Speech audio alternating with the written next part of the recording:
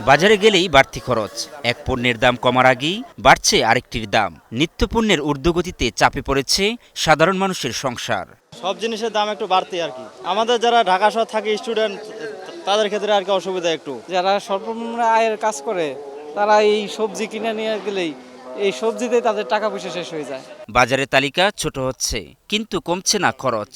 পরিবারের প্রয়োজন মেটাতে অনেকেই বাধ্য হচ্ছেন পছন্দের পণ্য বাদ দিতে। মাসের শুরুতে যে বাজেট করা হয়, মাস শেষ হওয়ার আগেই তা ফুরিয়ে যাচ্ছে।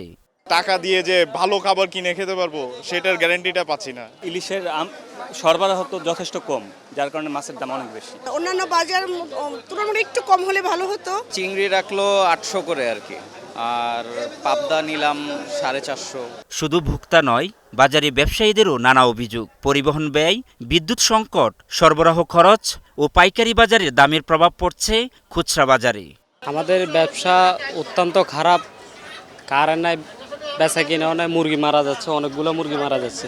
আমরা কীভাবে ব্যবসাটা করব? এক সপ্তাহের ব্যবধানে প্রতি ডজনে বাড়ছে আপনি 10 টাকা, সাদা লাল দুটোই, এবং হাঁস বাড়ছে ডজনে 20 টাকা। আয় সীমিত, কিন্তু ব্যয়ের তালিকা দীর্ঘ। প্রতিদিনের বাজার খরচ সামলাতে মানুষকে হিমশিম খেতে হচ্ছে। দ্রব্যমূল্যের লাগাম টেনে ধরা এখন সাধারণ মানুষের অন্যতম প্রধান দাবি। আলাউদ্দিন আল আজাদ, গ্লোবাল টেলিভিশন, ঢাকা।